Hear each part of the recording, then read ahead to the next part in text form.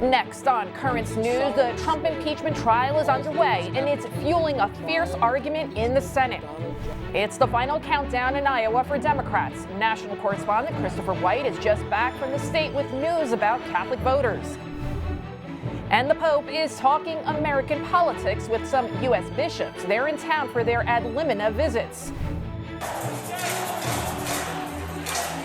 Plus, angry people on the streets of San Juan. They're demanding the governor go after the discovery of emergency supplies. The news starts right now.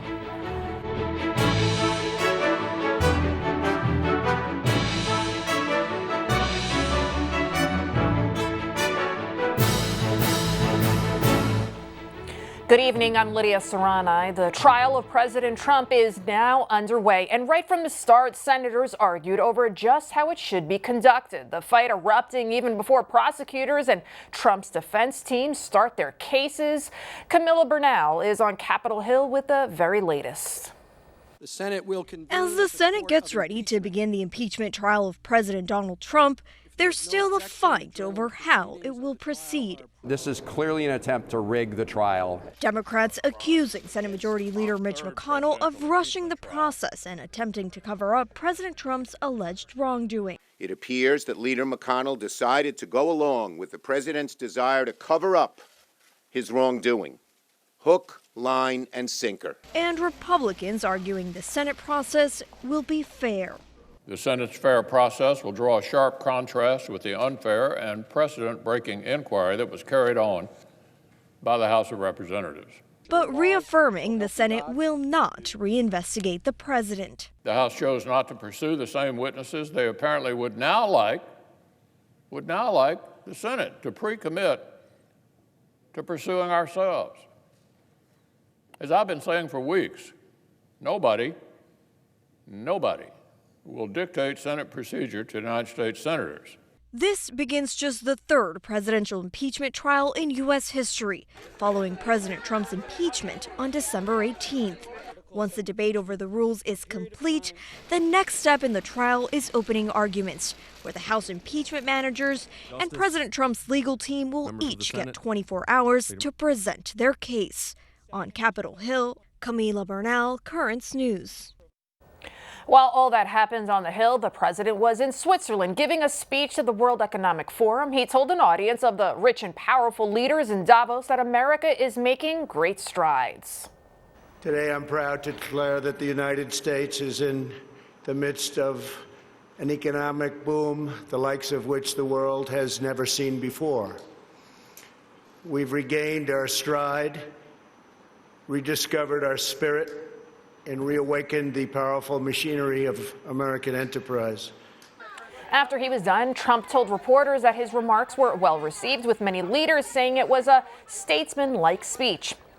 At the same time, Pope Francis is telling the Davos delegates that it's their duty to place the good of humanity above power or profit. In his message sent out today, the Holy Father stressed the idea that human development will only flourish when everyone is included, and treating people as a means to an end is an injustice. Francis wrote, "The overriding consideration, never to be forgotten, is that we are all members of the one human family. The moral obligation to care for one another flows from this fact."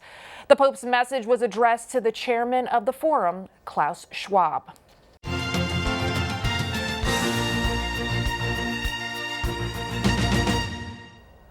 In Iowa, Democrats are swarming the state. The caucuses are fast approaching. That's when voters will weigh in for the first time on their presidential choices. Differences between the hopefuls are sharpening, especially when it comes to Social Security. With the Iowa caucuses 2 weeks away, the 2020 Democratic field out in full force. First stop in South Carolina, where the rivals marched arm in arm for yesterday's Martin Luther King holiday. Then many of them rushing to Iowa for separate events across the Hawkeye state as tensions simmered among the top tier of candidates. Joe Biden and Bernie Sanders facing off over Social Security. Biden accused the Sanders campaign of promoting a 2018 video, which takes the former vice president out of context by suggesting he wanted to cut the entitlement program. But it is simply a lie, that video that's going around. And I'm looking for his campaign to come forward and disown it, but they haven't done it yet. Sanders is defending his criticism of Biden's record on Social Security. On the issue of Social Security, time and time again, Joe Biden has been clear in supporting cuts to Social Security. But Biden's also issuing a warning about how a Sanders or Elizabeth Warren nomination would affect other Democrats on the ballot come November. I'm just asked a rhetorical question. Bernie's the top of the ticket in North and South Carolina, or Warren's the top of the ticket. How many Democrats down the line you think are going to win? The Iowa caucuses will be held on February 3rd. The winner is expected to gain momentum going into the nation's first primary in New Hampshire a week later. Hillary Clinton, who battled against Senator Bernie Sanders in the 2016 Democratic primary, ripped into her former rival by declaring nobody likes him. In a new TV documentary set to air next month, Clinton also said that no one wants to work with the Vermont senator, that he got nothing done and is a career politician. Clinton won't commit to endorsing or campaigning for Sanders if he's the 2020 Democratic nominee. National Correspondent for the Tablet and Crux, Christopher White, is back from Iowa, where he was taking the pulse of Catholic voters there in the state. He's here with us now on what he has found. Welcome, Christopher. Great to be back with you, Lydia. Now, Christopher, the executive director of the Iowa Catholic Conference, talked about how the Iowa caucuses are completely different than the other primary voting systems in the rest of the country. Can you talk to me more about that? Yeah, so one of the things that we learned there is, Tom Chapman told us, it requires boots on the ground, really getting people to commit to a full evening of engaging in conversation rather than just quickly going into a voting booth and casting your vote. Here's what he had to say. Our caucus process really is about getting the activists fired up. It's different than a primary system. You're really trying to get bodies to show up on a particular night in January or February in Iowa, which isn't always easy. And so you're going to find that the people who are interested in that are the people who are most active and interested on issues. And I think for a lot of people, they bring their Catholic faith with them. It's really quite a public event. You have to say who you're voting for rather than a sort of private act, and so it requires real commitment. And Chapman also said that it's really important for Catholics to also get involved in the political process, correct? That's right, exactly. Now, let's take a listen to hear what he had to say. It's part of who we are as Catholics to go out and be Eucharist in the world, and I think a lot of people take that seriously. The Catholic leadership is obviously meant to be nonpartisan. How does he navigate this? Yeah, so one of the things that he does in his capacity with the Catholic Conference is he works on a whole host of issues, from abortion to food stamps to immigration reform. And it's his job, he says, to amplify the work of the church across the board so that he can work with Republicans, he can work with Democrats, he can work with those that say they have no real political party, and elevate the principles that really animate and motivate Catholics. To use his language, he said, I think about Pope Francis, and he says the Pope calls us to create a culture of encounter, and I'm doing that across the political divide. What other major issues did he say Catholics are facing in the state right now? Well, beside the hot button issues of abortion and immigration, I mean, he really pointed to sort of health care, expanding access to that, and just sort of general economic issues, particularly when it comes to the farmers there in Iowa. Thank you so much, Christopher White, National Correspondent for the Tablet and Crux. Thank you for being here with us. Brooklyn Borough President Eric Adams is under fire tonight for telling New Yorkers to go back to Iowa and other places too. Critics are accusing him of playing the race card at Reverend Al Sharpton's Martin Luther King Day event.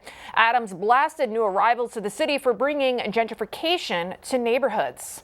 Go back to Iowa, you go back to Ohio. New York City belongs to the people that was here and made New York City what it is. And I know I'm a New Yorker. I protected this city. I have a right to put my voice in how the city should run. Adams was a cop before he became a politician. He complained newcomers are hiking up the rents, making it unaffordable for people who already live there.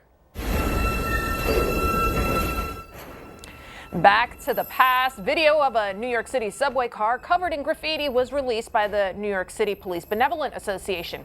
The PBA says this train is a sign of decay. Police officers worked so hard to eradicate back in the 70s and 80s. The PBA also claims that taggers did this knowing there are no longer consequences due to the new bail reform law. According to the MTA, the train has now been pulled from service. There's outrage in Puerto Rico tonight after the discovery of emergency supplies that had been hidden away for years. The island is reeling from a series of earthquakes and still recovering from Hurricane Maria. Currents News' Emily Druby reports on what's being demanded. Protesters filled the streets of San Juan, calling for the resignation of Governor Wanda Vasquez. The demonstration follows the discovery of emergency supplies sent 2 years ago after Hurricane Maria. Everything from water to tarps found in a warehouse on Puerto Rico's southern coast. Supplies desperately needed when the country was recovering from the devastating hurricane. Governor Vasquez issued a statement saying it was unforgivable that the resources were kept in the warehouse. Following the discovery, she fired Puerto Rican Emergency Management Director Carlos Acevedo and 2 other officials. Relief workers are throwing out expired items but distributing everything else to areas affected by the recent series of earthquakes. We are also in coordination with other municipalities because there are a lot of equipment here that can be utilized and prepared for preparedness in preparation for the upcoming hurricane season. Dozens of aftershocks and tremors have damaged parts of Puerto Rico and forced over 8,000 people to temporarily live in outdoor shelters. Fear knocked on my door, but I opened the door and I confronted it, and I'm still alive. In response to the protest, Vasquez took to Twitter writing, "I respect the constitutional right of citizens to demonstrate. There is no need for the use of the shock force at this time." The governor has called back 3 squadrons of shock force police originally dispatched to keep the protests under control. Emily Druby, Currents News. Breaking news tonight about that deadly virus that originated in China. An American is now infected. A man in Washington state is the first confirmed case here in the United States. Scientists in China are trying to contain the mystery disease that hits the respiratory system. This Saturday starts a Lunar New Year. Hundreds of millions of people will be on the move and possibly spreading the illness. So far, at least 6 people have died and hundreds more have been sickened in Asia. There's a lot more news headed your way. Pope Francis is talking politics and a whole lot more with American bishops who came to see him. He's a survivor, but still remembers the screams at night, the story of what it was like in a Nazi death camp. And on her feast day, the story of a martyr whose courage still shines as an example today. Do you have a story idea? Want to share a tip with us? Email us at newstips@desalesmedia.org or call our 24-hour number 718-517-3122. We'll be right back.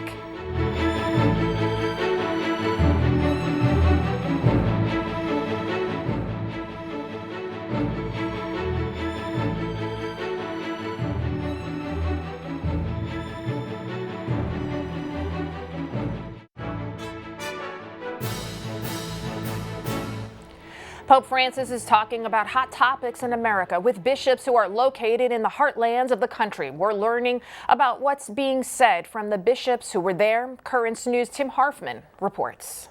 Holy, holy, holy. Pope Francis is speaking with U.S. bishops over the past few days about key issues in America, including politics, abortion, and immigration.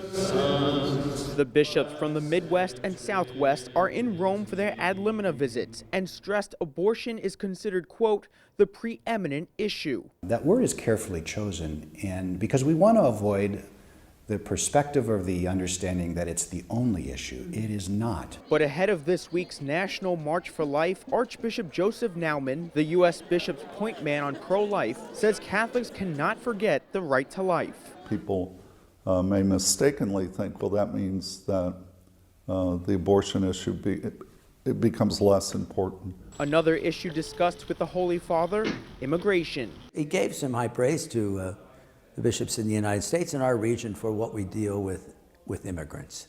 That's something that's close to his heart. Francis also gave advice regarding U.S. politics. It shouldn't be their biggest priority. He said, that's not our first duty. Our first duty is to pray and to teach the principles of the church. American bishops said Francis was attentive to issues in the U.S. and meeting with the pontiff was, quote, a great encouragement. Tim Harfman, Currents News. Next Monday marks 75 years since the liberation of the Nazi death camp at Auschwitz. Ziggy Schipper was only 14 when he arrived. Now 90, he spends most of his time speaking out about what he saw. Melissa Bell talked with him and notes to viewers there are some images of Auschwitz that may be disturbing. The screaming at night was just unbelievable.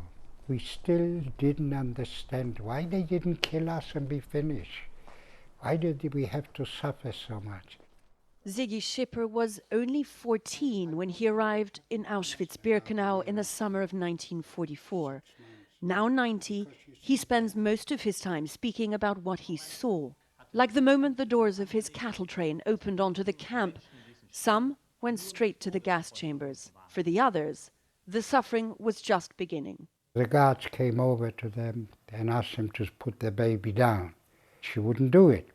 So they tried to rip that baby out of her arms. And if they didn't succeed, they shot the woman and sometimes the baby as well. Why kill babies? Why don't you give them enough food? I ask the children when I speak, I ask the grown-ups, tell me something, have we learned? And everybody says no. But these pictures had shocked the world 75 years ago.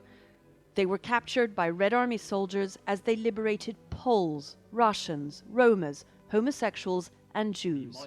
90% of the 1.1 million people who died in the camp were Jewish. It is both the scale and the depth of human suffering here that are really hard to fathom. However, what happened behind these fences is still within living memory, but only just. With Auschwitz marking the 75th anniversary of its liberation, and with the recent rise in anti-Semitic attacks both in the United States and in locations here in Europe, the question is whether collective memory can ever last longer than a single lifetime. These school kids are being shown around by Jeanette Kolinka, a 94-year-old French survivor of Birkenau. Isn't it difficult to come back? Asks one student. No, she replies, my feelings never made it out of here. Hearing it from people that have lived it, that were like, this was a living hell. They were tortured. You really have to be tolerant and accept people as they are, because nobody deserves this. It is that message of broader tolerance that drives Ziggy to speak as often as he can about what he saw. I said, whatever you do, don't hate. Hate is the worst thing you can do. Never mind what nationality they are, what religion. To me, everybody's the same. We are just human beings. And yet, anti-Semitism in the United States is at near historic levels, according to the Anti-Defamation League. And worldwide, anti-Semitic attacks rose by 13% in 2018, according to Tel Aviv University. It's not for me that I'm worried, for my children, for my grandchildren, for my great-grandchildren. But, you know, we mustn't give up. You've got to think it'll change, you've got to. But we need the people to do something about it. And that's why we speak. We must not forget. And that was Melissa Bell reporting from Auschwitz. Hundreds of survivors will head there on Monday for the official anniversary commemorations.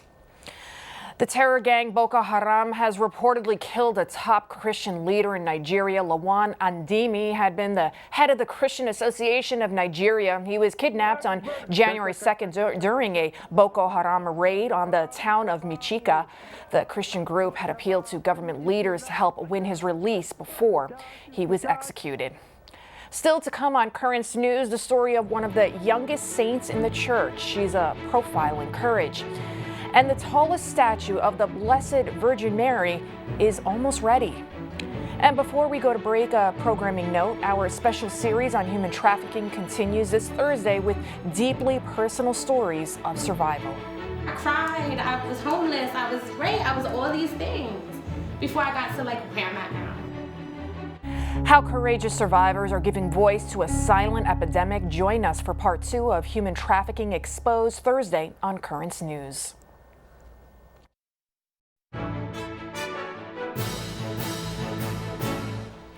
A new children's book is being released that America's bishops hope will help in the fight against racism. Everyone Belongs is the title, and it's about a young refugee and his family coming to the United States. The picture book is for kids 5 to 12 and helps them see racism through the lens of history and faith.